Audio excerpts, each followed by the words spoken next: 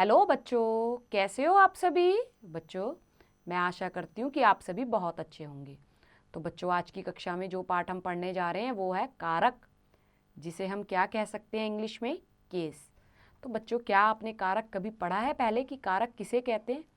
आइए सबसे पहले हम इसकी एक छोटी सी परिभाषा देखते हैं।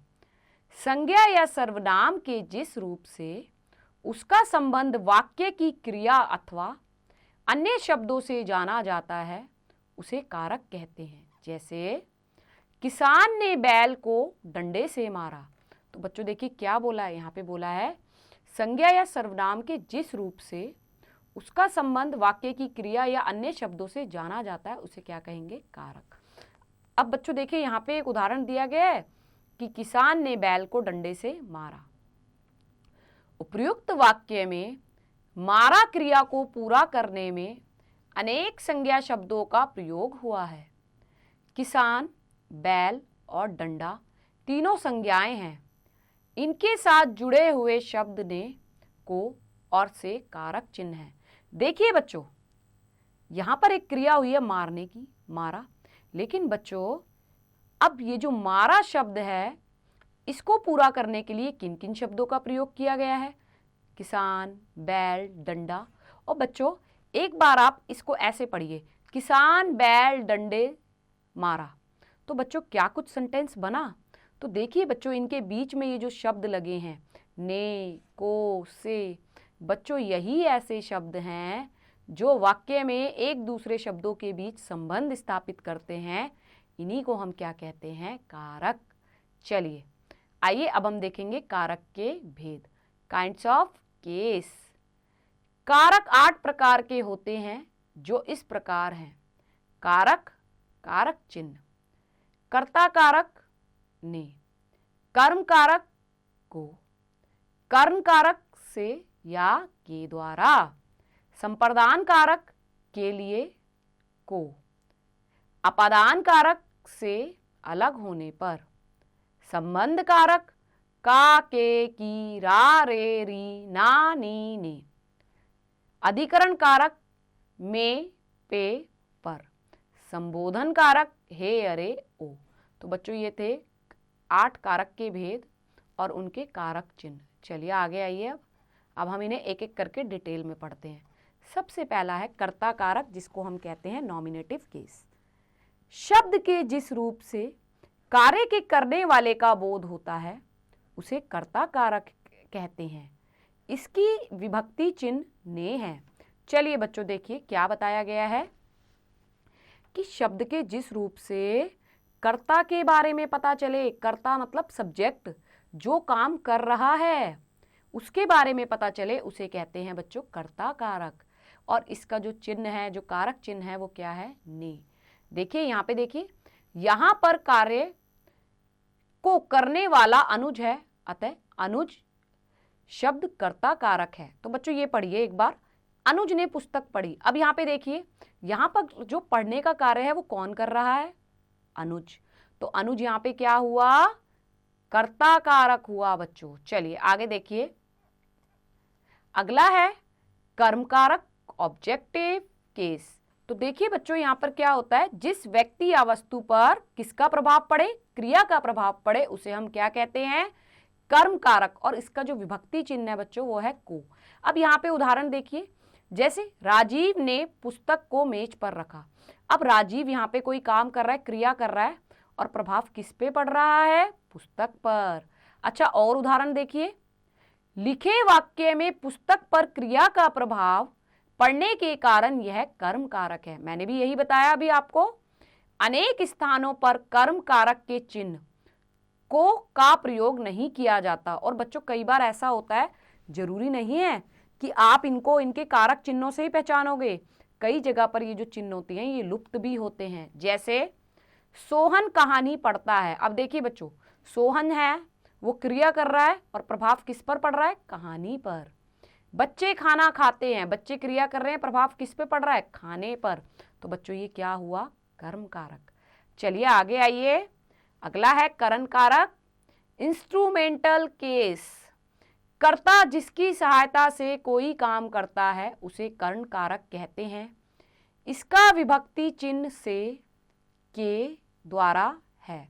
जैसे शुभम ने पेन से निबंध लिखा, लक्षित रेल द्वारा दिल्ली गया। उपर्युक्त वाक्यों में कर्ता ने पेन व रेल द्वारा कार्य किया, अतः पेन और रेल करण कारक है। देखिए बच्चों, करण कारक किसे कहते हैं? बहुत ही इजी है। जिस भी माध्यम से क्रिया पूरी हो रही है उसको बोलेंगे करण कारक। और बच्चों, इसका जो विभक्ति चिन्ह है, या आप इसको बोल सकते हैं, इसका जो कारक चिन्ह है वो है से और के द्वारा। देखिए, जैसे मैं एक उदाहरण देती हूँ आपको यहीं से। शुभम ने पेन से निबंध लिखा।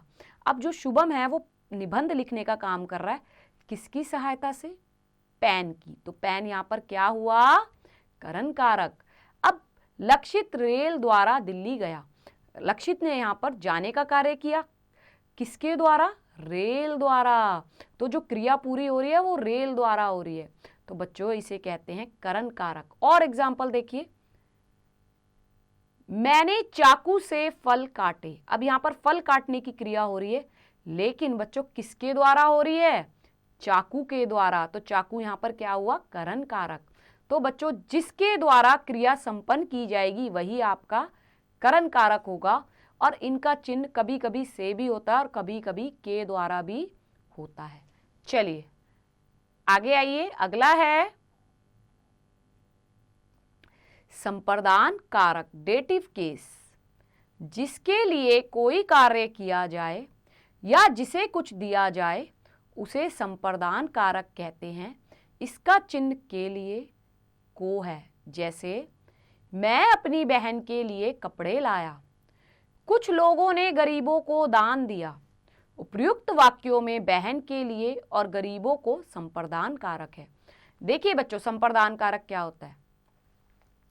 जहां पर किसी के लिए कुछ किया जाए या किसी को कुछ दिया जाए वहां पर आपका संप्रदान कारक आएगा। इसके जो चिन्ह है या तो के लिए होंगे या फिर को। देखिए, जैसे कि मैं अपनी बहन के लिए कपड़े लाया। अब यहां पर बहन के लिए कुछ किया गया ना, और कारक चिन्ह भी आया के लिए। फिर अगला है, कुछ लोगों ने गरीबों को दान दिया। अब यहाँ पे देने का कार्य किया गया, गरीबों को। तो बच्चों, ये दोनों ही क्या होंगे? संप्रदान कारक। सिंपल सी चीज है, या तो हम किसी के लिए यहाँ पर कुछ करेंगे या फिर किसी को कुछ देंगे। अगला है बच्चों अपादान कारक। ये है आपका एब्लेटिव केस। संज्ञा या सर्वनाम के जिस रूप से अलग होने के भाव का बोध हो उसे अपादान कारक कहते हैं। इसका विभक्ति चिन्ह से है। जैसे पेड़ से फल गिरते हैं, झरनों से पानी निकलता है। उपर्युक्त वाक्यों में पेड़ से, झरनों से शब्दों में अपादान कारक है। अब देखिए बच्चों, इसके नाम से पता चलता है अपादान का मतलब है अलग हो जाना। संज्ञा या सर्वनाम के जिस रूप से एक वस्तु का दूसरे वस्तु से अलग होने का भाव प्रकट हो उसे कहते हैं अपादान कारक। और बच्चों, इसका जो चिन्ह है वो है से। समझिए एक बार। देखिए, जैसे पेड़ से फल गिरते हैं। अब देखिए, पेड़ और फल दो चीज है और दोनों क्या हो गई? अलग अलग। फल जो है वो पेड़ से नीचे गिर गए, दोनों चीजें अलग अलग हो गई। झरनों से पानी निकलता है। झरने और पानी दो चीज हैं। झरनों से जब पानी निकला तो पानी वहां से अलग हो गया। तो बच्चों, ये होता है अपादान कारक, जिसमें एक वस्तु दूसरी वस्तु से अलग हो रही होती है। चलिए अगला है संबंध कारक। इसमें देखेंगे बच्चों पजेसिव केस। जिन शब्दों से दो व्यक्तियों तथा वस्तुओं में संबंध प्रकट हो उसे संबंध कारक कहते हैं।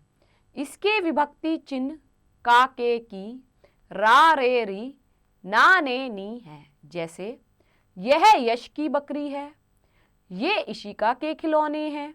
उपर्युक्त वाक्यों में यश व इशिका संबंध कारक है।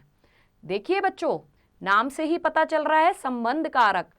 जहां पर भी दो वस्तुओं के बीच में संबंध स्थापित कर दिया जाए कि ये उसकी है या उसका है, इसका है, तो वहां पर आपका संबंध कारक आ जाएगा। इसके चिन्ह क्या है? का, की, के, रा, री, रे, ना, नी, ने। जैसे कि देखिए, यह यश की बकरी है। अब यश और बकरी दो चीजें हो गई और दोनों के बीच में संबंध स्थापित करा कि ये जो बकरी है ये किसकी है? यश की। ये इशिका के खिलौने हैं। खिलौने और इशिका दोनों के बीच संबंध, खिलौने किसके हैं? इशिका के। ऐसे ही जैसे यह उसका घर है, तो घर किसका है? उसका। लास्ट में आया ना का, और यहाँ पे बताया गया है का भी इसका कारक चिन्ह है। चलिए, उपर्युक्त वाक्यों में यश व इशिका संबंध कारक हैं।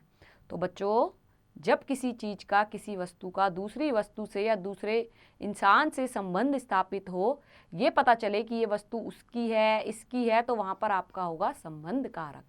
आगे आइए, अधिकरण कारक। लोकेटिव केस, वाक्य में जिस शब्द से क्रिया के आधार का पता चलता है उसे अधिकरण कारक कहते हैं। इसका विभक्ति चिन्ह में पर है, जैसे पानी में मछलियां तैरती हैं, पेड़ पर चिड़िया बैठी है। उपर्युक्त वाक्यों में पानी और पेड़ पर अधिकरण कारक है। देखिए बच्चों, अधिकरण का मतलब क्या बताया गया है यहाँ पर? जिस शब्द से क्रिया के आधार का पता चले, कहने का मतलब है जो क्रिया संपन्न हो रही है वो किस जगह पर हो रही है, तो वहां पर बच्चों होगा अधिकरण कारक। इनका जो कारक चिन्ह है वो में या पर है। उदाहरण के द्वारा समझते हैं। पानी में मछलियां तैरती हैं। अब देखिए, मछलियां तैरने का काम कर रही हैं किसमें? पानी में। ये पानी क्या हुआ? आधार। पेड़ पर चिड़िया बैठी हैं, बैठने का काम हो रहा है, कहां पर बैठी हैं? पेड़ पर। ये आधार हुआ। चलिए बच्चों, तो यहां पर में और पर क्या हुए? अधिकरण कारक। आगे देखिए बच्चों, अगला है और लास्ट, संबोधन कारक। वोकेटिव केस, वाक्य में जिस शब्द का प्रयोग किसी को बुलाने या संबोधित करने के लिए किया जाए उसे संबोधन कारक कहते हैं। इसका विभक्ति चिन्ह हे, रे, अरे आदि है, जैसे हे भगवान कृपा करो, अरे रोहन यहां बैठो। उपर्युक्त वाक्यों में हे भगवान, अरे रोहन में संबोधन कारक है। देखिए बच्चों, यहाँ पे क्या बताया गया है? ऐसे शब्द जो किसी को संबोधित करने या किसी को बुलाने के लिए प्रयोग किए जाएं, इन्हें हम कहते हैं संबोधन कारक। और बच्चों, इनके आगे हमेशा एक्सक्लेमेटरी साइन, विस्मयादि बोधक चिन्ह लगाया जाता है, जैसे कि हे भगवान, अरे रोहन, है ना, इस तरीके के। या फिर कभी कभी सुना होगा हे राम। तो ऐसे शब्द जो होते हैं बच्चों, ये संबोधन कारक के शब्द होते हैं। तो बच्चों, सभी को समझ में आए होंगे आठों के आठों कारक। अब आप इन्हें एक बार दोबारा से पढ़ेंगे। चलिए, मैं इतने आपको अब इसका अभ्यास कार्य कराती हूँ बच्चों, और मैं आपको सभी क्वेश्चंस का एक एक पार्ट कराऊंगी बच्चों, बाकी आप खुद से करेंगे। चलिए, अभ्यास करें। क, निम्नलिखित प्रश्नों के उत्तर दीजिए। कारक किसे कहते हैं? तो बच्चों, कारक किसे कहते हैं क्या पढ़ा था आपने? तो आप लिखेंगे, संज्ञा या सर्वनाम के जिस रूप से उसका संबंध वाक्य की क्रिया तथा अन्य शब्दों से जाना जाता है उसे कारक कहते हैं। चलिए बच्चों, अगला क्वेश्चन देखिए। ख, सही विकल्प पर सही का निशान लगाइए। कारक के कुल प्रकार हैं कितने? 8। 8 पर टिक लगाएंगे। अगला है ग, रिक्त स्थान भरिए। तो बच्चों, सबसे पहला है कर्म कारक का विभक्ति चिन्ह डैश है, तो बच्चों क्या आएगा यहाँ पे? को।